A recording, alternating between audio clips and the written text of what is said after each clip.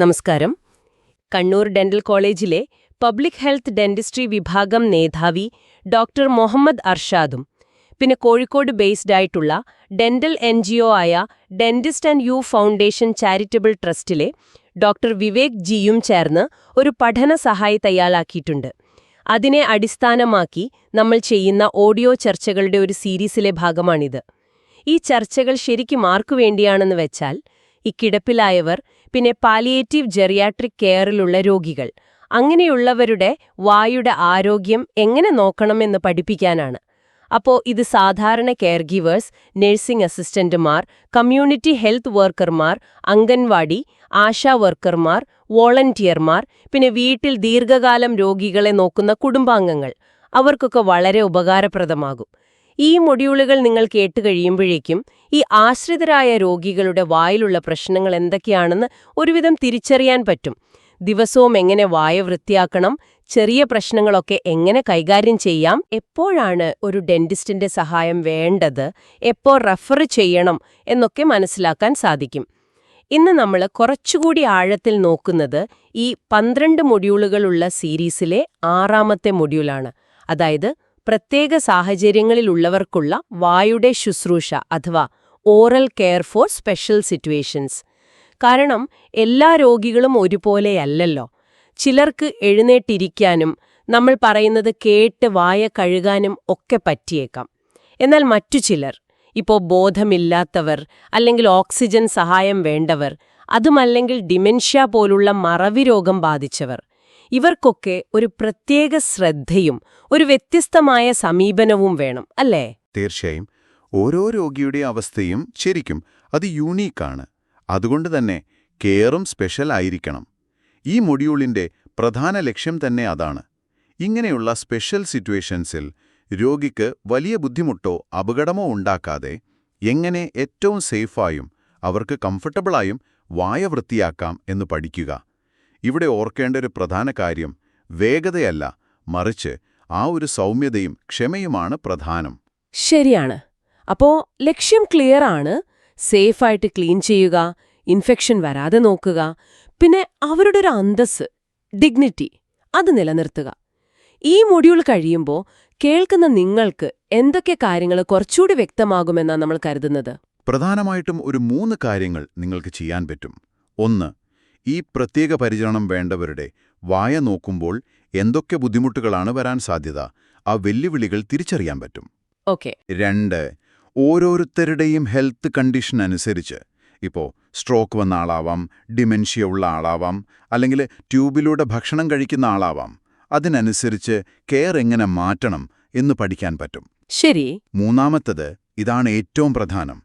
ഈ വായ വൃത്തിയാക്കുമ്പോൾ ശ്വാസമുട്ടൽ, അതായത് ചോക്കിംഗ്, അല്ലെങ്കിൽ വല്ല മുറിവോ അവർക്കെന്തെങ്കിലും അസ്വസ്ഥതയോ ഒക്കെ എങ്ങനെ ഒഴിവാക്കാം, എപ്പോൾ നിർത്തണം, എപ്പോൾ ബ്രേക്ക് എടുക്കണം, അല്ലെങ്കിൽ എപ്പോൾ ഹെൽപ്പ് ചോദിക്കണം എന്നൊക്കെ ഒരു ഐഡിയ കിട്ടും.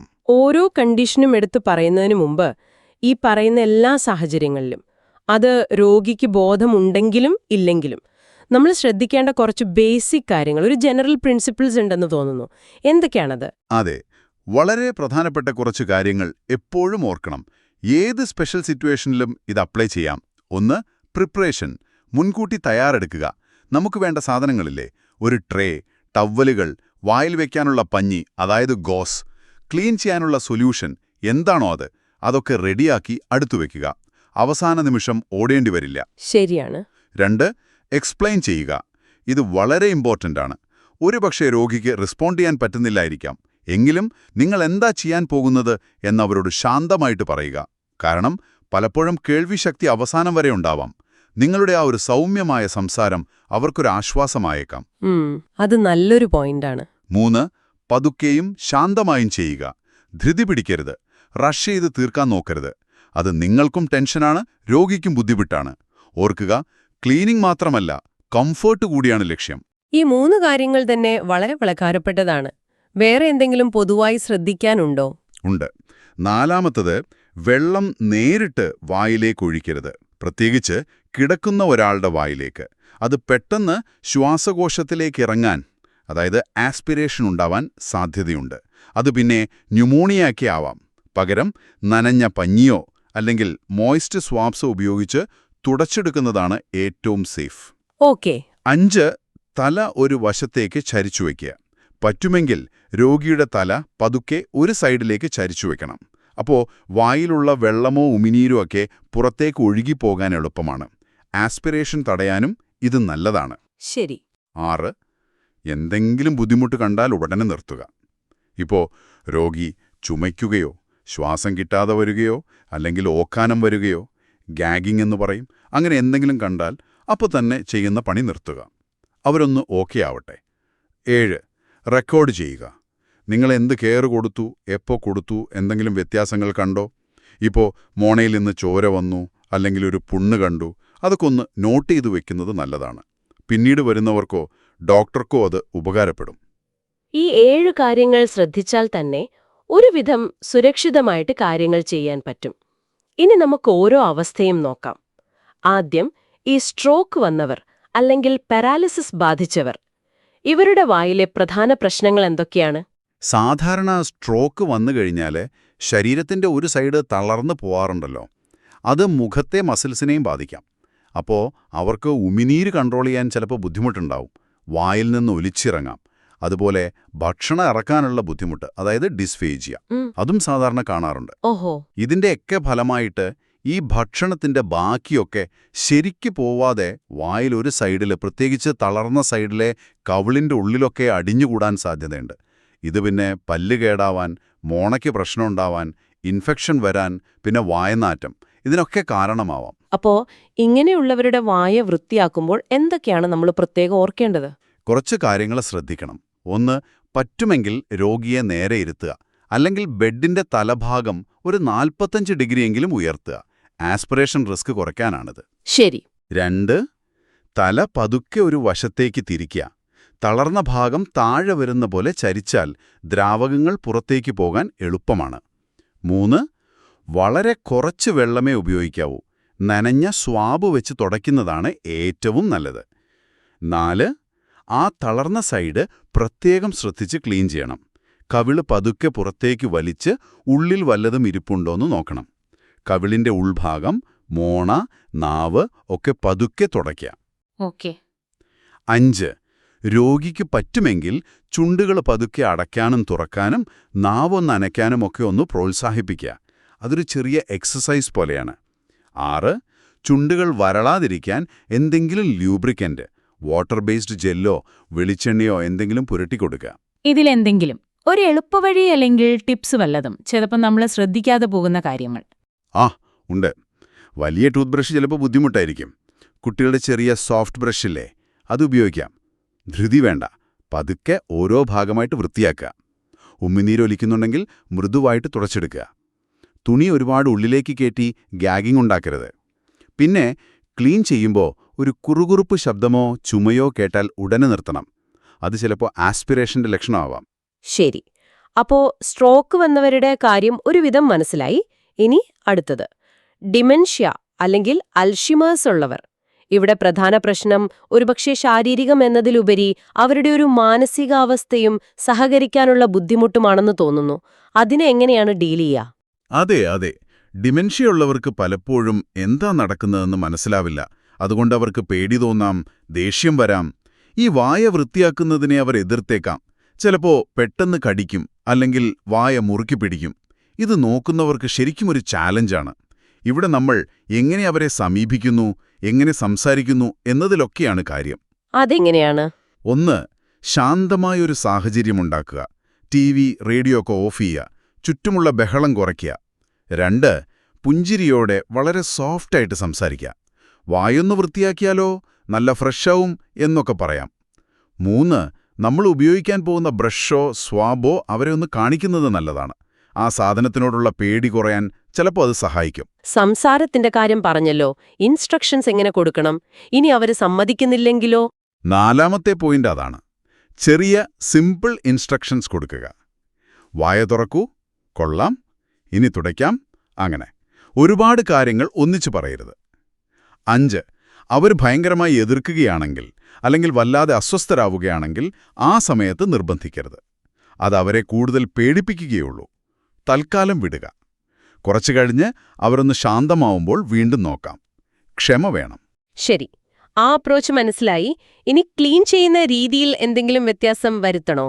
വരുത്താം. ഇപ്പോ ബ്രഷ് അവർക്ക് ബുദ്ധിമുട്ടാണെങ്കിൽ, അല്ലെങ്കിൽ വായ തുറക്കുന്നില്ലെങ്കിൽ, ഈ നനഞ്ഞ ഫോം സ്വാബുകളില്ലേ, അതോ അല്ലെങ്കിൽ തുണിവിരലിൽ ചുറ്റിയിട്ടോ ചുണ്ടും പല്ലിന്റെ പുറംഭാഗവുമൊക്കെ തുടയ്ക്കാം. തല വല്ലാതെ അനക്കുകയാണെങ്കിൽ താടിയിൽ പതുക്കെയൊന്ന് പിടിക്കാം. ബലം പിടിക്കരുത്. പുറത്തുള്ള ഭാഗങ്ങൾ ആദ്യം ചെയ്യുക. അവരൊന്ന് സഹകരിച്ച് തുടങ്ങിയാൽ മാത്രം പതുക്കെ ഉള്ളിലേക്ക് പോവുക. അവർ ചെറുതായിട്ടെങ്കിലും സഹകരിക്കുമ്പോൾ മിടുക്കൻ, മിടുക്കി എന്നൊക്കെ പറഞ്ഞ് എൻകറേജ് ചെയ്യുന്നത് നല്ലതാണ്. വേറെ എന്തെങ്കിലും പ്രത്യേകം ശ്രദ്ധിക്കാൻ? ഒരു കാര്യം, പറ്റുമെങ്കിൽ അവരുടെ മുന്നിൽ നിന്ന് വേണം അവരെ സമീപിക്കാൻ. പെട്ടെന്ന് സൈഡിൽ നിന്നോ ബാക്കിൽ നിന്നോ ചെല്ലുന്നത് അവരെ പേടിപ്പിച്ചേക്കാം. പിന്നെ ഒരു നേരം ഒരുപാട് ചെയ്യുന്നതിനേക്കാൾ ദിവസത്തിൽ പല തവണയായി കുറച്ചു നേരം ചെയ്യുന്നത് ചിലപ്പോൾ എളുപ്പമാവും. അവർക്കിഷ്ടപ്പെട്ട ഫ്ലേവറുള്ള പേസ്റ്റ് നോക്കാം. പക്ഷേ ഈ ഭയങ്കര എരിവുള്ളതോ കട്ടിയുള്ള മിന്റ് ഫ്ലേവറോ ഒക്കെ ഒഴിവാക്കുന്നതാണ് നല്ലത്. ചിലപ്പോൾ അതവർക്ക് നീറ്റലുണ്ടാക്കും. ഓക്കെ, ഇനി അടുത്തൊരു സാധാരണ കണ്ടീഷൻ. ട്യൂബ് വഴി ഭക്ഷണം കഴിക്കുന്നവർ, അതായത് നാസോഡിയാസ്ട്രിക് ട്യൂബ് അല്ലെങ്കിൽ പെഗ് ട്യൂബ്, പെർക്യൂട്ടേനസ് എൻഡോസ്കോപ്പിക് ഗ്യാസ്ട്രോസ്റ്റമി ഒക്കെ ഉള്ളവർ. ഇവർ വായ ഉപയോഗിക്കുന്നില്ലല്ലോ. അപ്പൊ പിന്നെ വായിൽ അഴുക്കുണ്ടാവില്ല, ക്ലീൻ ചെയ്യേണ്ട ആവശ്യമുണ്ടോ? ഇത് പലരും ചോദിക്കാറുണ്ട്. അത് വളരെ കോമൺ ആയിട്ടുള്ളൊരു ഡൗട്ടാണ്. പക്ഷേ അതൊരു തെറ്റിദ്ധാരണയാണ്. കാരണം വായയിലൂടെ ഫുഡ് കഴിച്ചില്ലെങ്കിലും നമ്മുടെ വായിൽ സ്വാഭാവികമായി നടക്കുന്ന ഒരു ക്ലീനിങ് പ്രോസസ്സുണ്ട്. ഈ ചവയ്ക്കുമ്പോഴും ഉമിനീര് വരുമ്പോഴുമൊക്കെ ഒരു ഫ്ലഷിംഗ് നടക്കുന്നുണ്ട്. ട്യൂബ് ഫീഡിംഗ് ഉള്ളവർക്ക് ഇത് നടക്കുന്നില്ല. ശരി. അതുകൊണ്ട് ഫുഡ് ഡെബ്രീസ് ഇല്ലെങ്കിലും വായിലെ കഫം, ഉമിനീര്, നാവിലെ കോട്ടിംഗ്, പിന്നെ ബാക്ടീരിയ, ഇതൊക്കെ അവിടെ അടിഞ്ഞുകൂടാം. ഇത് വായനാറ്റമുണ്ടാക്കും, ഇൻഫെക്ഷൻസ് ഉണ്ടാക്കും. ചിലപ്പോൾ ഈ വായിലെ ഇൻഫെക്ഷൻ ശ്വാസകോശത്തിലേക്ക് പോയി ചെസ്റ്റ് ഇൻഫെക്ഷൻ വരെ ഉണ്ടാവാം. അയ്യോ. അപ്പോൾ വായ ഉപയോഗിക്കുന്നില്ല എന്നതൊരു കാരണമല്ല. എങ്ങനെയാണ് ഈ ട്യൂബ് ഫീഡിംഗ് ഉള്ളവരുടെ വായ വൃത്തിയാക്കേണ്ടത്? സാധാരണ ചെയ്യുന്ന പോലെ തന്നെ രോഗിയോട് കാര്യങ്ങൾ പറഞ്ഞ് സാധനങ്ങൾ റെഡിയാക്കുക, രോഗിയെ പറ്റുമെങ്കിൽ നിവർത്തിയിരുത്തുക, അല്ലെങ്കിൽ തല കുറച്ചൊന്ന് മുന്നോട്ടാക്കി ഒരു സൈഡിലേക്ക് ചരിച്ചു കിടത്തുക. ഇവിടെ നമ്മൾ മെയിനായിട്ട് ഉപയോഗിക്കുന്നത് ഉപ്പുവെള്ളത്തിൽ, അതായത് നോർമൽ സലൈൻ, അല്ലെങ്കിൽ ഡോക്ടർ പറഞ്ഞിട്ടുള്ള മൈൽഡ് മൗത്ത് വാഷിൽ മുക്കിയ പഞ്ഞിയാണ്. ഇത് വെച്ച് പല്ല്, മോണ, നാവ്, ചുണ്ട്, കവിളിൻ്റെ ഉൾഭാഗമൊക്കെ പതുക്കെ തുടച്ചെടുക്കണം. നാവിലെ പാട മാറ്റാൻ നാവിൻ്റെ മുകൾ ഭാഗം പുറകിലേക്ക് ശ്രദ്ധിച്ചു തുടയ്ക്കാം, പക്ഷെ ഓക്കാനം വരാതെ നോക്കണം. ഇവിടെ ഏറ്റവും ശ്രദ്ധിക്കേണ്ട കാര്യം, ഇവർക്ക് വായിലൂടെ വെള്ളം കൊടുക്കരുത്, അല്ലെങ്കിൽ വെള്ളം ഒഴിച്ചു കുലുക്കുഴിയാൻ പറയരുത്. കാരണം അവർക്ക് വിഴുങ്ങാൻ ബുദ്ധിമുട്ടുണ്ടാവും. അത് ആസ്പിറേഷനിലേക്ക് പോകാം. ഓക്കെ. വായം ചുണ്ടും വരളാതിരിക്കാൻ ഗ്ലിസറിനോ അല്ലെങ്കിൽ നല്ല വെളിച്ചെണ്ണയോ പുരട്ടുന്നത് വളരെ നല്ലതാണ്. ഇതെത്ര തവണ ചെയ്യണം? വേറെന്തെങ്കിലും ശ്രദ്ധിക്കാൻ?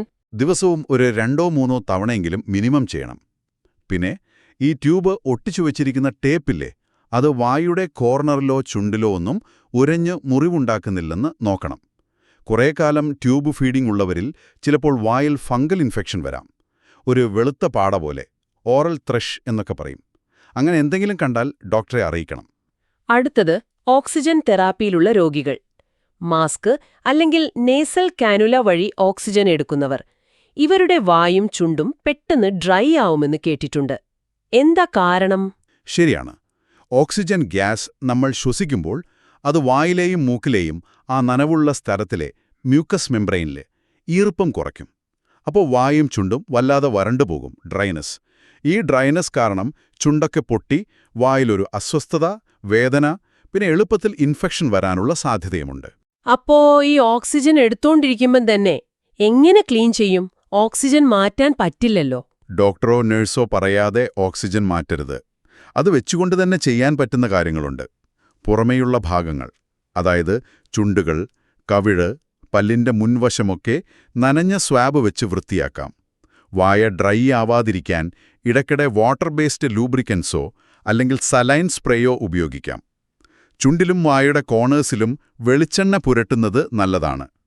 പെട്രോളിയം ജെല്ലി ഉപയോഗിക്കുന്ന കാര്യത്തിൽ ശ്രദ്ധ വേണം. കാരണം പെട്രോളിയം പ്രോഡക്ട്സ് ഓക്സിജന്റെ കൂടെ കത്താൻ സാധ്യതയുണ്ട്. അപ്പോൾ അതൊന്ന് ചോദിച്ചുറപ്പാക്കിയിട്ട് വേണം ഉപയോഗിക്കാൻ. ശരി. മൂക്കിലാണ് ട്യൂബെങ്കിൽ ആ ട്യൂബിന് ചുറ്റുമുള്ള മൂക്കിന്റെ ഭാഗം നനഞ്ഞ പഞ്ഞി കൊണ്ട് പതുക്കെ തുടച്ച് അവിടെ ഡ്രൈ ആയി ക്രസ്റ്റ് പിടിക്കുന്നത് ഒഴിവാക്കണം. ഇവിടെ എന്തെങ്കിലും സേഫ്റ്റി കാര്യങ്ങൾ പ്രത്യേകം ഓർക്കാനുണ്ടോ? വളരെ പ്രധാനപ്പെട്ടൊരു കാര്യമുണ്ട്. ഓക്സിജൻ ഉള്ളതുകൊണ്ട് ആൽക്കഹോൾ ബേസ്ഡ് ആയിട്ടുള്ള മൗത്ത് വാഷോ സ്പ്രേയോ അതിൻ്റെ അടുത്ത് ഉപയോഗിക്കരുത്. ആൽക്കഹോൾ ഫ്ലെയിമബിൾ ആണ്. അതുപോലെ മൂക്കിൽ നിന്ന് ഇടയ്ക്കിടെ ബ്ലീഡിംഗ് വരുന്നുണ്ടോ, അല്ലെങ്കിൽ മൂക്കിന് ചുറ്റും ഈ പറഞ്ഞ പോലെ ക്രസ്റ്റ് കൂടുന്നുണ്ടോ എന്നൊക്കെ നോക്കുക. മാസ്കിന്റെ ട്യൂബോ നേസൽ ട്യൂബോ എവിടെയെങ്കിലും അമർന്നിരുന്ന് സ്കിന്നിൽ മുറിവുണ്ടാക്കുന്നില്ലെന്നും ഉറപ്പാക്കണം. ഇനി വളരെ ശ്രദ്ധയും ഒരുപാട് സഹാനുഭൂതിയും വേണ്ട ഒരു വിഭാഗം, ബോധമില്ലാത്തവര് അല്ലെങ്കിൽ ടെർമിനലി ഇല്ലായിട്ടുള്ള അവസാന നാളുകളിലുള്ള രോഗികൾ. ഇവർക്ക് വിഴുങ്ങാനും പറ്റില്ല, ശ്വാസനാളം പ്രൊട്ടക്റ്റ് ചെയ്യാനും കഴിയില്ല. അപ്പോൾ ആസ്പിരേഷൻ ന്യൂമോണിയ, വായിലെ പുണ്ണ്, ചുണ്ടു വരളുന്നത്, ഇതിനൊക്കെയുള്ള സാധ്യത വളരെ കൂടുതലാണ്. ഇവിടെ ശരിക്കും ക്ലീനിങ്ങിനേക്കാൾ പ്രാധാന്യം ആശ്വാസത്തിനും ഡിഗ്നിറ്റിക്കുമാണെന്ന് തോന്നുന്നു. അതെ, 100% ശരിയാണ്. ഇവിടെ നമ്മൾ എന്ത് ചെയ്താലും അത് അവർക്കൊരു ആശ്വാസം കൊടുക്കാൻ വേണ്ടിയായിരിക്കണം. എങ്ങനെ ചെയ്യാമെന്ന് നോക്കാം. 1. തല ഒരു സൈഡിലേക്ക് ചരിച്ചു വെച്ചിട്ടുണ്ടെന്ന് ഉറപ്പാക്കുക. ലിക്വിഡ്സൊക്കെ പുറത്തേക്ക് പോകാനാണ്. 2. താടിയുടെ താഴെ ടവലും ഒരു കിഡ്നി ട്രേയോ ചെറിയ ബേസിനോ വയ്ക്കുക, ഒലിച്ചിറങ്ങുന്നത് കളക്ട് ചെയ്യാൻ. 3. നനഞ്ഞ പഞ്ഞി സ്വാബ്സ് മാത്രം ഉപയോഗിക്കുക. ഓർക്കണം, ഇവിടെ ബ്രഷ് വേണ്ട, വെള്ളമൊഴിച്ച് കഴുകണ്ട, വെറുതെ പതുക്കെ തുടയ്ക്കുക. 4. മോണ, കവിളിന്റെ ഉൾഭാഗം, നാവ് ഒക്കെ വളരെ സോഫ്റ്റായിട്ട് തുടയ്ക്കുക. 5. തുടച്ചപ്പോൾ ഇളകി വന്ന എന്തെങ്കിലും അംശങ്ങളോ സ്രവങ്ങളോ ഉണ്ടെങ്കിൽ അത് ശ്രദ്ധിച്ചു മാറ്റുക. 6. ചുണ്ടും വായുടെ മൂലകളുമൊക്കെ ഡ്രൈ ആവാതെ ഗ്ലിസറിനോ സലൈൻ ജെല്ലോ വെച്ച് എപ്പോഴും നനവോടെ വയ്ക്കുക. 7. ഇതൊരു 2-4 മണിക്കൂർ കൂടുമ്പോഴെങ്കിലും റിപ്പീറ്റ് ചെയ്യുന്നത് അവർക്ക് നല്ല ഫ്രഷ്നെസ്സും കംഫോർട്ടും കൊടുക്കും. എന്നൂരം ചെയ്യലും പാടില്ലാത്ത കാര്യങ്ങൾ തീർത്തും ഒഴിവാക്കേണ്ടവ. വിരലുകൾ ഒരുപാട് ഉള്ളിലേക്കിടരുത്. അത് ഗാഗ് റിഫ്ലെക്സ് ഉണ്ടാക്കും. പിന്നെ രോഗി വായ മുറുക്കി അടച്ചിരിക്കുകയാണെങ്കിൽ ഫോഴ്സ് ചെയ്ത് തുറക്കാൻ നോക്കരുത്. അപ്പോൾ ചുണ്ടുകൾ മാത്രം ഒന്ന് നനച്ചു കൊടുക്കുക. കുറച്ചു കഴിഞ്ഞ് ഒന്നും കൂടി നോക്കാം. പിന്നെ നേരത്തെ പറഞ്ഞ പോലെ അവരോട് സോഫ്റ്റായിട്ട് സംസാരിച്ചുകൊണ്ടിരിക്കുക. ഓരോ തവണ ക്ലീൻ ചെയ്യുമ്പോഴും അതൊരു മെക്കാനിക്കൽ പ്രോസസ്സായി കാണാതെ ആ വ്യക്തിയോടുള്ള ഒരു റെസ്പെക്റ്റായിട്ട് ചെയ്യുക. ഈ പറഞ്ഞ കാര്യങ്ങളൊക്കെ തന്നെ എൻഡ് ഓഫ് ലൈഫ് കെയറിലുള്ളവർക്കും പ്രധാനമാണെന്ന് തോന്നുന്നു. അവര് ചിലപ്പോ ഫുഡും വെള്ളവുമൊക്കെ നിർത്തിയിട്ടുണ്ടാവും. എന്നാലും വായ നനച്ചു കൊടുക്കുന്നത് പോലും വലിയൊരു ആശ്വാസമാണെന്ന് കേട്ടിട്ടുണ്ട്. അതെ, തീർച്ചയായും. ജീവിതത്തിന്റെ അവസാന ഘട്ടങ്ങളിൽ ഓറൽ കെയർ എന്നു പറയുന്നത് അവർക്ക് കൊടുക്കാൻ പറ്റുന്ന ഏറ്റവും വലിയ ഒരു കംഫർട്ട് മെഷറാണ്. അപ്പോൾ ലക്ഷ്യം ക്ലീനിംഗ് എന്നതിനേക്കാൾ വായ നനവോടെ ദുർഗന്ധമില്ലാതെ വയ്ക്കുക എന്നതാണ്. സലൈനിലോ ഗ്ലിസറിനിലോ മുക്കിയ സോഫ്റ്റ് ഗോസ് ഉപയോഗിക്കാം. ബുദ്ധിമുട്ടുണ്ടാക്കുന്ന പേസ്റ്റോ മൗത്ത് വാഷോ ഒന്നും വേണ്ട. ചുണ്ടിലും നാവിലും പതുക്കെ ഒന്ന് നനവ് കൊടുക്കുക. ക്വാളിറ്റിയേക്കാൾ കംഫർട്ടിനാണ് ഇവിടെ പ്രാധാന്യം. എപ്പോഴും അവരുടെ പ്രൈവസിയും ഡിഗ്നിറ്റിയും മാനിക്കുക. ചിലപ്പോൾ ആ വരണ്ട ചുണ്ടിൽ ഒരു നനഞ്ഞ പഞ്ഞി വച്ചൊന്ന് തൊടുന്നതുപോലും അവർക്ക് വലിയ റിലീഫായിരിക്കും. ഈ സ്പെഷ്യൽ സിറ്റുവേഷൻസിലൊക്കെ ഉപയോഗിക്കാൻ പറ്റുന്ന ചില പ്രത്യേക സാധനങ്ങൾ, സ്പെഷ്യൽ മെറ്റീരിയൽസ് ആൻഡ് ടൂൾസ് ഉണ്ടെന്ന് പറഞ്ഞല്ലോ. എന്തൊക്കെയാണത്? എപ്പോഴാണ് അതൊക്കെ ആവശ്യം വരിക? അതെ, ചിലപ്പോൾ സാധാരണ ബ്രഷിനേക്കാളും പഞ്ഞിയേക്കാളുമൊക്കെ ഹെൽപ്ഫുള്ളാവുന്ന ചിലതുണ്ട്. 1. ഫോം സ്വാബുകൾ. ഇതിന്റെ അറ്റത്ത് സ്പോഞ്ച് പോലെയായിരിക്കും. ബ്രഷ് സേഫ് അല്ലാത്തവർക്ക്, ഇപ്പം മുണയിൽ നിന്നൊക്കെ പെട്ടെന്ന് ബ്ലീഡ് ചെയ്യുന്നവർക്ക് ഇത് വെച്ച് പതുക്കെ തുടയ്ക്കാം. ഇത് സാധാരണ സിംഗിൾ യൂസാണ്. ശരി. പിന്നെ സക്ഷൻ ടൂത്ത് ബ്രഷ്. ഇത് കൂടുതലും ഹോസ്പിറ്റൽ സെറ്റിങ്ങിലാണ് കാണുക. ബ്രഷിന്റെ കൂടെ തന്നെ ഒരു സക്ഷൻ ട്യൂബുണ്ടാവും. അപ്പോൾ ക്ലീൻ ചെയ്യുന്നതിനൊപ്പം തന്നെ വായിലെ സലൈവയും മറ്റും വലിച്ചെടുക്കും. ഇത് ആസ്പിരേഷൻ റിസ്ക് നന്നായിട്ട് കുറയ്ക്കും. വീട്ടിൽ ചിലപ്പോൾ ഇത് പ്രാക്ടിക്കൽ ആവില്ല. പിന്നെ water based lubricating gel, dryness കുറയ്ക്കാൻ. ഓക്സിജൻ ഉള്ളിടത്ത് പെട്രോളിയം ജെല്ലിക്ക് പകരം ഇതാണ് safe. Glycerin lemon swabs readymade കിട്ടും. ഫ്രഷ്നെസ് കിട്ടാൻ നല്ലതാ. പക്ഷേ ഷുഗർ പേഷ്യൻസിൽ ശ്രദ്ധിച്ചുപയോഗിക്കണം, ഡോക്ടറോട് ചോദിച്ചിട്ട്. പിന്നെ ഈ ടങ് ഡിപ്രസറില്ലേ, ഡോക്ടർമാർ തൊണ്ട നോക്കാൻ ഉപയോഗിക്കുന്നത്, അതിൽ കുറച്ച് പഞ്ഞി ചുറ്റിയിട്ട് വായ ടൈറ്റായി അടച്ചിരിക്കുന്നവരുടെ പല്ലിനിടയിലേക്ക് പതുക്കെ വെച്ച് വായ തുറക്കാൻ ട്രൈ ചെയ്യാം. പക്ഷേ ഞാൻ വീണ്ടും പറയാണ്, ഫോഴ്സ് ചെയ്യരുത്. ഓക്കെ. ഇനി ഈ പരിചരണം കൊടുക്കുമ്പോൾ സാധാരണ പറ്റാൻ സാധ്യതയുള്ള ചില കോമൺ മിസ്റ്റേക്സ് എന്തൊക്കെയാണ് നമ്മൾ തീർച്ചയായും അവോയ്ഡ് ചെയ്യേണ്ടത്? ശ്രദ്ധിച്ചില്ലെങ്കിൽ പറ്റാവുന്ന ചില അബദ്ധങ്ങൾ. അത് പക്ഷേ രോഗിക്ക് ബുദ്ധിമുട്ടുണ്ടാക്കും. ഒന്ന്, ഒരുപാട് വെള്ളം ഉപയോഗിക്കുന്നത്, പ്രത്യേകിച്ച് വായ കഴുകാൻ നോക്കുമ്പോൾ അത് ചോക്കിംഗ് ഉണ്ടാക്കും. നനഞ്ഞ സ്വാബ് മതി. 2, തീരെ ബോധമില്ലാത്ത രോഗിയുടെ വായിൽ ടൂത്ത് ബ്രഷ് ഉപയോഗിക്കുന്നത്, അത് മുറിവുണ്ടാക്കാം, പതുക്കെ തുടച്ചാൽ മതി. 3, വായവഴി ഭക്ഷണം കഴിക്കുന്നില്ലാന്ന് വെച്ച് ഓറൽ കെയർ മൊത്തത്തിൽ ഒഴിവാക്കുന്നത്, നമ്മൾ നേരത്തെ പറഞ്ഞല്ലോ, അതും പ്രശ്നമാണ്. അതെ. 4, ഓക്സിജന്റെ അടുത്ത് ആൽക്കഹോളുള്ള മൗത്ത് വാഷ് ഉപയോഗിക്കുന്നത്, തീ പിടിക്കാൻ സാധ്യതയുണ്ട്, ജോൾട്ടെ പാടില്ല. 5, കമ്മ്യൂണിക്കേഷൻ ഒഴിവാക്കുന്നത്, അവർ റെസ്പോണ്ട് ചെയ്യുന്നില്ലെങ്കിലും നമ്മൾ എന്താ ചെയ്യുന്നതെന്ന് പറയാതിരിക്കുന്നത്. ശരിയാണ്. ഒഴിവാക്കുന്ന ഓരോ തെറ്റും അവരുടെ സേഫ്റ്റിയും കംഫർട്ടും കൂട്ടും. ഈ പറഞ്ഞതിൻ്റെയൊക്കെ ഒരു പ്രാക്ടിക്കൽ ഇമ്പോർട്ടൻസ് കാണിക്കുന്ന ഒരു കേസ് സ്റ്റഡി കൂടി കൊടുത്തിട്ടുണ്ടല്ലോ, മിസ്റ്റർ രാഘവന്റെ കാര്യം. അതൊന്ന് പറയാമോ? അതെ, മിസ്റ്റർ രാഘവൻ 72 വയസ്സുള്ള ഒരാൾ. സ്ട്രോക്ക് വന്ന് ബെഡ് റിഡനായിരുന്നു. പെഗ് ട്യൂബ് വഴിയാണ് ഫുഡ്. അപ്പോൾ വീട്ടുകാർ വിചാരിച്ചത് വായ വഴി കഴിക്കുന്നില്ലല്ലോ, പിന്നെന്തിനാ ക്ലീൻ ചെയ്യുന്നതെന്നായിരുന്നു. 2 ആഴ്ച കഴിഞ്ഞപ്പോൾ വായിൽ നല്ല കട്ടിയുള്ള വെളുത്ത പാട, ഫംഗൽ ഇൻഫെക്ഷൻ വന്നു, നല്ല സ്മെല്ലും. പിന്നീടൊരു പാലിയേറ്റീവ് നേഴ്സ് വീട്ടിൽ വന്നപ്പോഴാണിത് കണ്ടത്.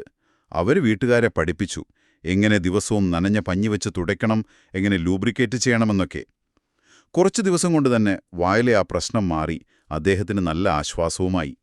ആ ഉദാഹരണം കേൾക്കുമ്പോൾ ശരിക്കും അതിന്റെ പ്രാധാന്യം മനസ്സിലാവുന്നുണ്ട്. ഫുഡ് കഴിക്കുന്നുണ്ടോ ഇല്ലയോ, ബോധമുണ്ടോ ഇല്ലയോ എന്നതൊന്നും ഒരു വിഷയമല്ല. എല്ലാ ഡിപ്പെൻഡന്റ് പേഷ്യൻസിനും ഓറൽ കെയർ അത്യാവശ്യമാണ്. നമ്മൾ കൊടുക്കുന്ന ആ കുറച്ച് മിനിറ്റുകൾക്ക് അവരുടെ ആരോഗ്യത്തിലും ആശ്വാസത്തിലും വലിയ വ്യത്യാസം വരുത്താൻ പറ്റും. അപ്പോൾ ഈ മൊഡ്യൂളിൽ നമ്മൾ ഇതുവരെ പറഞ്ഞ കീ പോയിന്റ്സ് ഒന്നുകൂടി ഒന്ന് ഓടിച്ചു പറയാമോ? തീർച്ചയായും. ഓർത്തുവെക്കേണ്ട പ്രധാന കാര്യങ്ങൾ: 1, ഓരോ അവസ്ഥയ്ക്കും അതിൻ്റേതായ അപ്രോച്ച് വേണം, എല്ലാവർക്കും ഒരേപോലെയല്ല. 2, പൊസിഷനിങ്, അതായത് രോഗിയെ കിടത്തുന്ന രീതി, തലചിരിക്കുന്നത്, ഇതൊക്കെ ആസ്പിരേഷൻ തടയാൻ വളരെ പ്രധാനമാണ്. Safety first.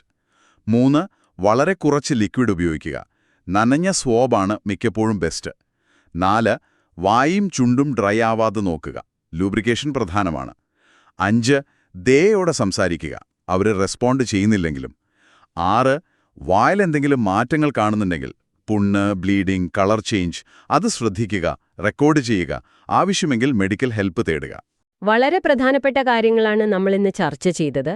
പ്രത്യേകിച്ചും ഈ സ്പെഷ്യൽ കെയർ ആവശ്യമുള്ളവരുടെ കാര്യത്തിൽ ഓറൽ ഹൈജീൻ ശ്രദ്ധിക്കുന്നത് അവരുടെ ജനറൽ ഹെൽത്തിനും അതിനേക്കാളൊക്കെ ഉപരി അവർക്ക് കിട്ടുന്ന ഒരു ആശ്വാസത്തിനും എത്ര ഇമ്പോർട്ടന്റ് ആണെന്ന് നിങ്ങൾക്കിപ്പോൾ കുറച്ചുകൂടി വ്യക്തമായിട്ടുണ്ടാവുമെന്ന് കരുതുന്നു. അതെ, ഒരു കാര്യം കൂടി ഞാൻ പറയാം. ചിലപ്പോൾ വാക്കുകൾ നിലച്ചുപോയേക്കാം, അവർക്ക് നമ്മളോട് സംസാരിക്കാൻ പറ്റിയെന്ന് വരില്ല. പക്ഷേ നമ്മുടെ കെയറിന് അവരോട് സംസാരിക്കാൻ പറ്റും. നമ്മൾ ഓരോ തവണ സോഫ്റ്റായിട്ട് അവരുടെ വായ തുടയ്ക്കുമ്പോഴും ആ ഡ്രൈ ലിപ്സിൽ ഒരു തുള്ളി മോയ്സ്ചർ വയ്ക്കുമ്പോഴും അതിൽ സ്നേഹമുണ്ട്, ബഹുമാനമുണ്ട്, മനുഷ്യത്വമുണ്ട്. ഒരു അസുഖവും ആരെയും കംഫർട്ടിനപ്പുറം കൊണ്ടുപോകുന്നില്ല. പക്ഷേ നമ്മുടെ നെഗ്ലക്റ്റ് ചിലപ്പോൾ കൊണ്ടുപോയേക്കാം. അതുകൊണ്ട് ഓർക്കുക, സ്പെഷ്യൽ സിറ്റുവേഷൻസിന് സ്പെഷ്യൽ കെയർ വേണം. അത്രയുള്ളൂ. ഈ അറിവുകൾ നിങ്ങൾക്കും നിങ്ങൾ പരിചരിക്കുന്ന നിങ്ങളുടെ പ്രിയപ്പെട്ടവർക്കും ഉപകാരപ്രദമാവട്ടെ എന്നാശംസിക്കുന്നു. അവരുടെ വായുടെ ആരോഗ്യം നല്ല രീതിയിൽ നോക്കാൻ ഈ ചർച്ച ഒരു ഇൻസ്പിറേഷനും ഗൈഡൻസുമാവട്ടെ. ഈ ട്രെയിനിംഗ് സീരീസിലെ അടുത്ത മൊഡ്യൂളിൽ മറ്റൊരു പ്രധാന വിഷയവുമായി നമുക്ക് വീണ്ടും കാണാം. നന്ദി.